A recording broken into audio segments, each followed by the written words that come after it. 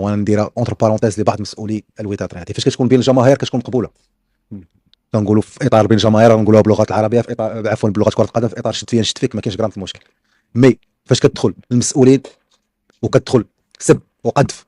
في امهات او الاباء او العائلات ما علامه استفهام كبيره، وبلا ما يقولوا لي راه غير ترجمات، راه عرفناها غير ترجمات، ما هي عارفه هذيك الترجمات كتعني. انا شخصيا كانت ايفيتي ديك الترجمه، ولكن الغريب في الامر اسماعيل ان هذا الشيء دايز في قناه رسميه ديال فريق كبير لفريق كفريق الوداد الرياضي، صافي دير كانت بالمباركه ديال المسؤولين ديال الوداد الرياضي، باش ما يقولوش لي انا لو ريبورتاج اللي داروا ما شافوش سي ايت منا ولا ما شافوش المسؤولين ديالو قبل ما يتحط في لاباج ديالهم، امبوسيبل. خصوصا كنتكلموا على لاعب غير عادي، فاش كنتكلموا على لاعب غير عادي هو سي زياش اللي جا البطوله الوطنيه المغربيه، ما يمكنش انهم غيحطوا ان برودوي في لاشين ديالهم وما شافوش مره جوج ثلاثه، صافي دير انتبهوا لديك اللقطه.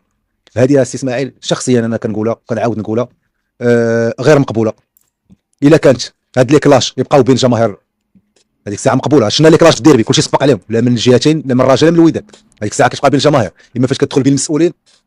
تما سي اسماعيل غير مقبوله، حش ماشي اول مره كتكرر، بدات في سي ايش منا اللي هاجم جماهير فريق الرجاء الرياضي، هاجم لي زيوترا بجوج مرات مرور ما قالوا حتى حاجه.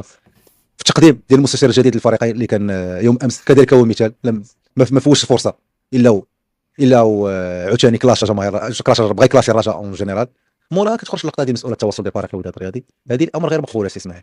واش العدوى، واش المرض ديال فريق الرجاء الرياضي بدا ينتقل للعدوى سي اسماعيل من واحد للاخر كنتمنى لكم تركزوا على الفريق ديالكم، الفريق ديالكم غادي في البون شومان اكشوالمون متصدر البطوله، كدير دي ريكروتمون مزيانين، حتى من ناحيه هيكله الفريق غادي، ما يركز على الفريق ديالك، ركز اكثر على الفريق ديالك. راه بالليل وضحى هذا الشيء ما يبقاش، باقي ماكش عارف جمهور كازا، انا كنقولها ليه وغنعاود نقولها ليه، جمهور كازا ماشي هو جمهور محمديه، راه ماشي الاخطاء اللي درتي شباب محمدي غتعاودوا فريق الوداد الرياضي وغتمر مرور الكرام، ما غيمروش مرور الكرام. وهاد لي كلاش هادو لي فري وغنسطر على بالحمر، لي فري ودادي ما عاجبينهمش،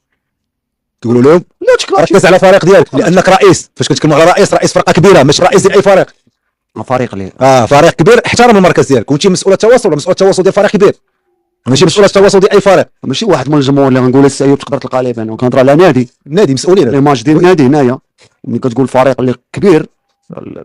كتكون كبير حتى في المعامله ديالك. داكشي علاش رجع واحد النقطه لانه العدوى سي فري بدات كتنتقل، وهذا هو سوف ما يمكنش اليوم غير بغيتي تبان بانك رجاء ولاد سي فري